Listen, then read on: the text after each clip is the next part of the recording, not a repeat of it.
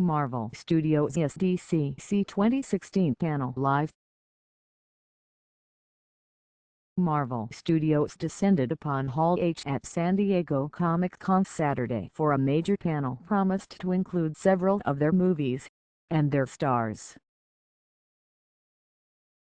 With Doctor Strange and Guardians of the Galaxy Volume 2 confirmed at the show, and Black Panther star Chadwick Boseman spotted signing at the Marvel booth, the show had plenty of promise for the 4,000-plus fans in attendance.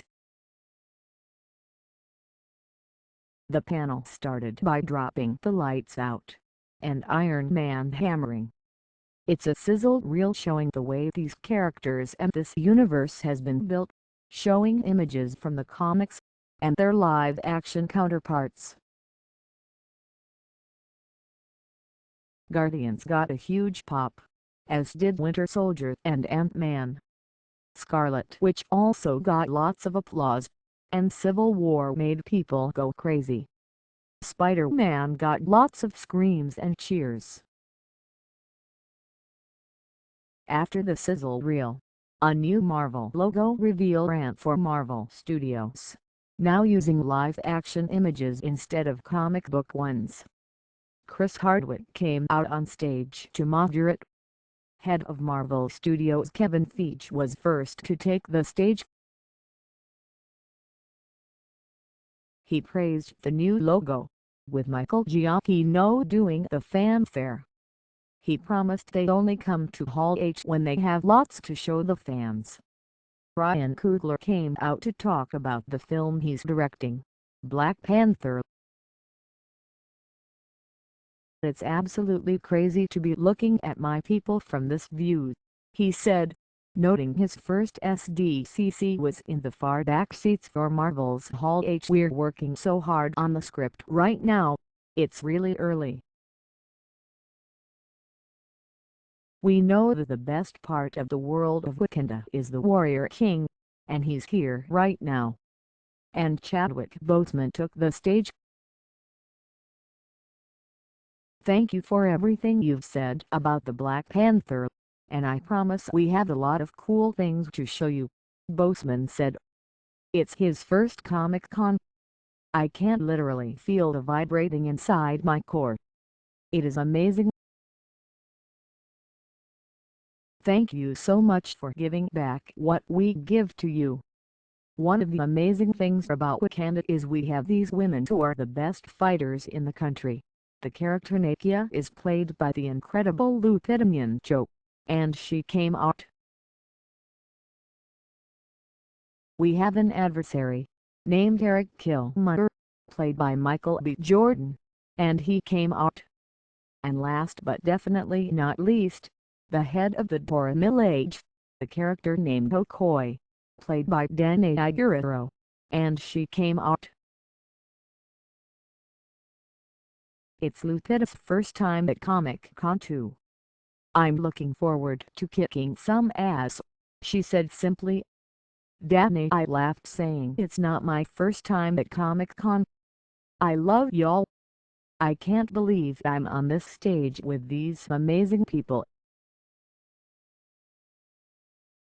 To sit down with Mr. Coogler and learn his vision, I'm just utterly pinching myself to see this come to life. Thank you guys for all your energy. We're going to take it with a purpose," Coogler said as they all left the stage. "We're filming Thor: Ragnarok right now," Feige said next. "We've got Chris Hemsworth, Tom Hiddleston, Idris Elba. We've got Jeff Goldblum in this movie. We've got Tessa Thompson as Valkyrie in this film. Mark Ruffalo is playing 2 roles in the movie. Karl Urban is playing Scourge. And every time I say this I can't believe it, but Cate Blanchett is playing Hela." Director Taika Waititi put a piece together to explain what Thor was doing during Civil War. "I just am taking the break. We had this cool adventure saving New York. That was pretty great. So I moved to Australia and moved in with Daryl, Thorpe says in a documentary-style video. Thorpe has Daryl help him write an email to both Tony Stark and Steve Rogers about their relationship problems. Dear Steve Rogers, remember when I goaded you into killing those prisoners and you made me swear not to tell any of the other Avengers? I still haven't. Please let me know if you need anything. I'm not doing much at the moment.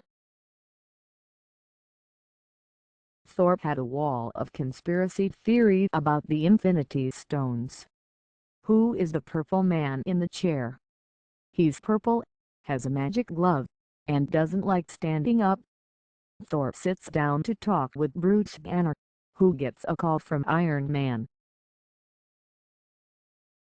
No amount of money is going to get me into your little pitching contest, he says to Tony.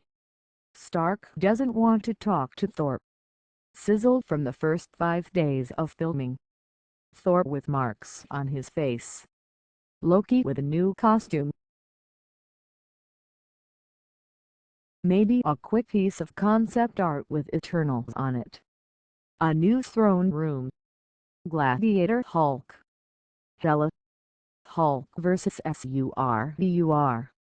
With that the curtains started to pull back, revealing screens all the way around. Smoke filled the room.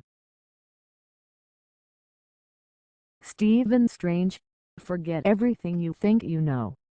The I Vega motto is on screen, bursting into symbols all around the room. They re-emerged, and burst into what looks like the start field all around us. Strange's symbol appears, and Benedict Cumberbatch takes the stage to thunderous response. Director Scott Derrickson comes out too. In the 60s, Doctor Strange entered the Marvel Comics universe, adding a fresh new thing to Marvel Comics. It was an origin story, and a left turn from the rest of the Marvel universe, and our film is the same thing, Derrickson said. He then brought out more cast. Tilda Swinton, Rachel McAdams, Chiwetel Ejiofor, Mads Mikkelsen, and Benedict Wong! Cumberbatch says it's an absolute honor to play Doctor Strange, a character different from anything he's done before, and how much he loved his arc. McAdams gave a little bit of information about her character, who has history with Strange and is the only one who's really part of his life before and after his changes. Swinton says, "The truth is, any of us can be the Ancient One. Who knows who will be the Ancient One? It's a title, and everything they do passes it on to the next one. The Ancient One is there pulling it out of everybody in Kamarta. It's all about what's inside. It's super hippie fabulous space daddy." Mikkelsen says his character doesn't think he's a villain. He's a believer, he says. Benedict Wong said he wasn't really comfortable being the manservant T-Maker, so he's getting a modern update as Master of the Mystic Arts and a drill sergeant. Clip time when Doctor Strange meets the Ancient One. Tibet. A candle is lit. Strange is looking for Kamarta. What am I doing here? He sees Mordo. Mordo brings him to the sanctuary of our teacher, the Ancient One. The Ancient One, really? Does he have a real name? Right, forget everything I think I know. Sorry. Strange walks in and is continually greeted by more monks, as he gets tea poured for him by the Ancient One. "Mr. Strange? Doctor, actually. Not anymore, really." The two discuss how she was able to heal a man who was paralyzed. "He couldn't walk, and I convinced him that he could. She can do cellular regeneration, or that's how Strange sees it. I know how to reorient the spirit to better heal the body. He thinks it's a crock. Where do we start? She shows him chakras, acupuncture, and an MRI. Each of those maps was drawn up by someone who could see in part, but not whole. You're a man looking at the world through a keyhole. Spent your entire life trying to widen that keyhole, and now you're being told you can, and you reject that possibility. He replies, "We are made of matter and nothing more. Just a tiny speck in the universe. I see through you." She grabs his hand and smacks him, projecting his astral form. "What's in that tea?" "LSD. Just tea, with a little honey." For a moment, you enter the astral dimension, a place where the soul exists without the body. She tells him to open his eyes, and sends him flying through dimensions, light streaming everywhere, space bending around him, a butterfly in orbit, a black hole. And he lands back in front of her, on his knees, looking at his broken hands. Teach me. New trailer. Through the mystic arts we harness energy and shape reality. We traveled great distances in an instant. She takes Strange through a few portals and reshape the world. Strange meets Juan, the guardian of these books. If a volume should be stolen, you'll be dead before you leave the compound. Lots of humor, the full magical symbols, and Strange manages to make a wall of crystal emerge. There's a strength to him, Mordo says, but is he ready? Juan asks. "I am death and pain," says villain Casely Hughes. "The magic is all about bending reality. The world gets destroyed and rebuilt around them." Strange finally puts on the cape, and it seems to almost attach itself to him.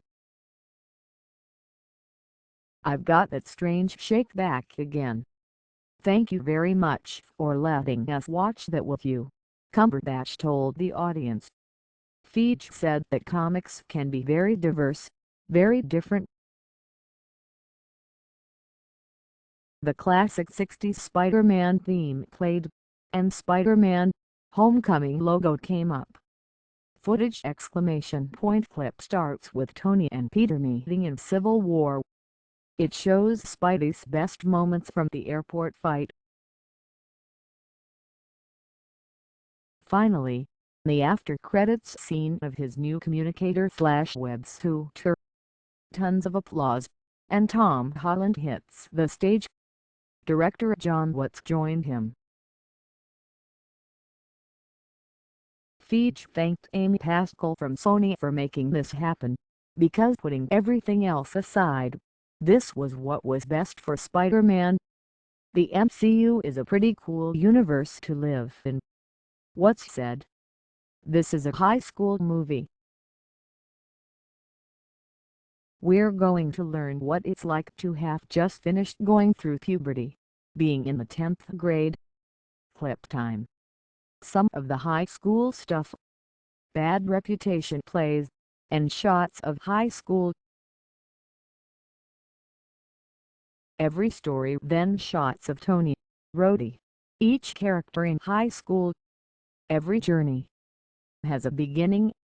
Peter is walking through school, and a homecoming banner goes up. 9:30 a.m. Science.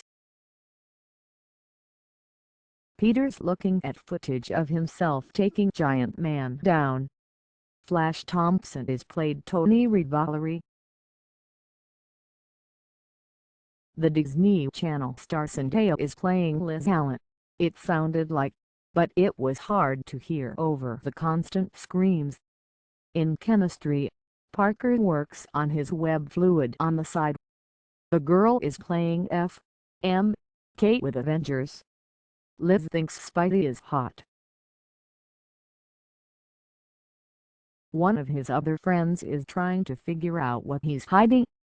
Jump cuts of him running down the hallway, zipping a hoodie over the costume, and climbing up a wall, and finally, he and the gang kick type doing a handshake. Then Vulture comes down a tube, with Crazy Farmer. Peter's high school classmates come out on stage. Jacob Batalon, Laura Harrier, Tony Revolori, and Zendaya.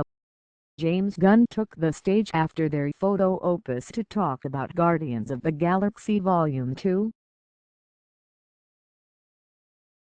"This is our home. I love you guys so much," Gunn screamed.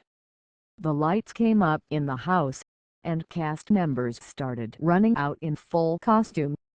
The Ravagers are running through the audience right now. They get to the stage and take all the seats. Sean Gunn says y'all are stupid, and they all start berating the fans for waiting in line for hours.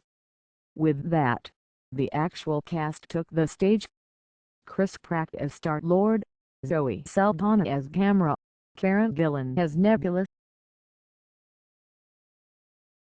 Dave Bautista as Drax the Destroyer, New Edition Pom Clementine as Mantis, New Edition Elizabeth Debicki as Aisha. Clip! Rocket and Yondu fall into a jail. "We deliver you to the Kree in the morning. Neither one of you will last much longer after that," the Ravager says. They have Baby Groot in a cage, and put him in a Ravager outfit. Yondu is trying to get Baby Groot to help them. There's a prototype fin that he wears on his head.